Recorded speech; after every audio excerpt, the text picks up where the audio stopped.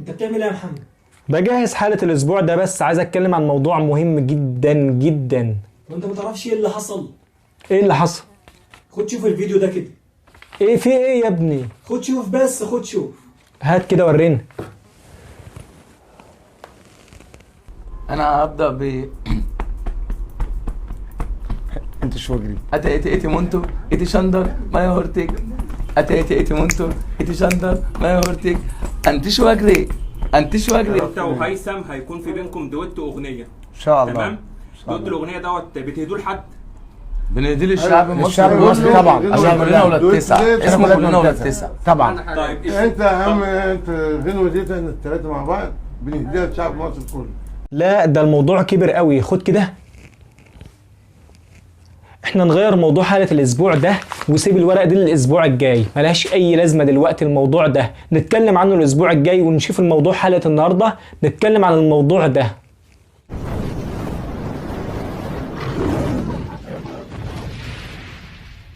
من كام اسبوع كده ظهر فيديو الواحد بيغني فوق السطوح اغنية كده ملهاش اي 60 لازمة، بيقول فيها شوية كلام يعني مش مفهومين، مفيش الا كلمة واحدة بس اللي كانت مفهومة في الاغنية وهي كلمة انتش واجري، مع حركة كده مشهورة عند المصريين. المهم ان الراجل ده او الشخص ده او السرسجي ده الناس طلعوه ترند وعملوه مشهور وبقوا يعملوا له لقاءات صحفية وتلفزيونية كعادة الاعلام التافه. وبعدها بكام اسبوع او كام يوم يظهر لنا واحد تاني بيدعي انه اتطرد من محل كشري مشهور وعمل مشكلة وحوار في المطعم لحد ما طلعوه برضه ترند والناس بدأت تتعاطف معاه، وممثل مشهور خده وظهر معاه وبدأ يعمل اعلانات للمحلات وهو تفاهة بتفاهة ويخلي الناس تنبسط على رأي واحد صاحبي. لكن لما يظهر فيديو زي ده ويجمع لنا الاتنين دول مع بعض يبقى في حاجة غلط، وكمان يعملوا اغنية مع بعض يبقى والله في حاجة غلط بجد. الناس ملبوخة في يوم 11/11 ومؤتمر المناخ والناس اللي هتجيلنا من العالم دي كلها،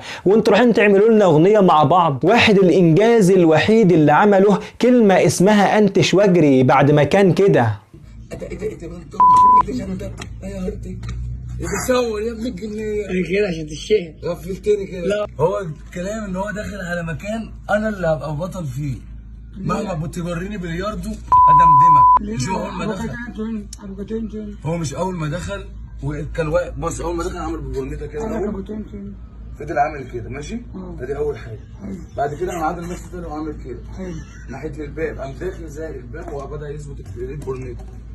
قام ايه داخل شاو خد بقى بعد هتجنن يا هيثم. هعمل لك الكليب بالحق. والله ايوه يا عم ايرلندا ونيتونيا والبانيا اقوى الدول.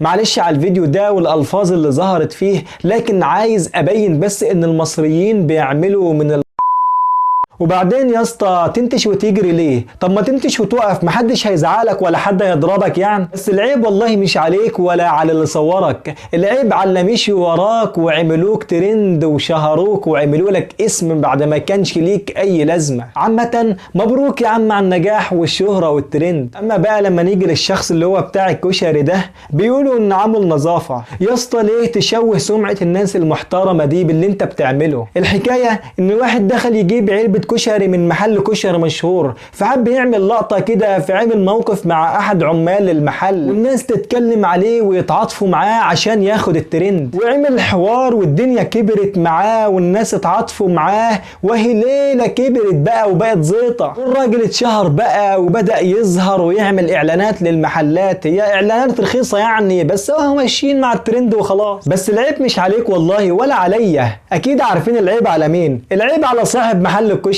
مش كنت يا عمنا تديله علبة الكشري ومشيه وخلاص وبدل الزيطة دي كلها؟ مش علبة كشري ب10 جنيه يعني اللي تعمل الزيطة دي كلها؟ خد يا عم ال10 جنيه ايه وسكته. المهم يا عم الناس ان الراجل اتشهر وبقى ترند وبقى راجل مشهور بقى بيعمل اعلانات، وراح ميتم المحامي فريد الديب كمان وكان معاه بودوجاردات زي ما ظهر في الصور. وامبارح بقى يا عم الناس اتفاجئ بالفيديو ده ومجمع لي الاتنين مع بعض. يا للاسف والله يا للاسف، لما تجمعوا لي انتش واجري مع بتاع الكشري ويعملوا لنا اغنيه يبقى ايه غير يا للاسف؟ وقولوا لي الاول كده هتسموا الاغنيه ايه؟ انتش كشري؟ خزي خزي وعار والله يا مصر لما اتنين مالهمش اي لازمة في المجتمع تعملوهم ترند وشهرة، يبقى يا للخزي ويا للعار ويا للأسف. طب راعوا ان احنا عندنا مؤتمر المناخ وجاي لنا كبارات العالم ورؤساء ووزراء وملوك العالم. طب بالله عليكم هيقولوا علينا ايه؟ بلد التفاهة ولا بلد الكشري ولا بلد النتش والجري؟ هيقولوا علينا ايه؟ وعلى فكرة الترند والشهرة والحاجات دي مش حاجة وحشة، هي حاجة كويسة، بس احنا اللي فهمنا كلمة ترند غلط. في بلاد الغرب عندهم ترندات برضه، بس الترندات عندهم عبارة عن ان الشخص الفلاني اكتشف كذا،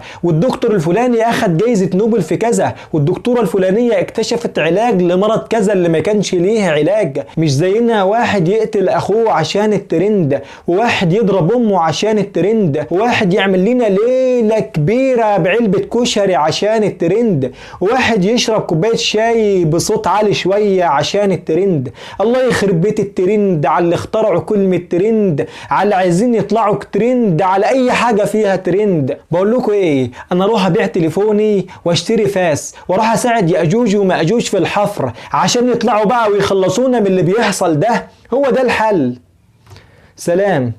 إني أحب محمدا والله خير شاهدا، يا ربي صل على النادى أبدا عليه مجددا، صل وسلم سيدي ما جاء ذكر محمد في قلب كل موحد ذاق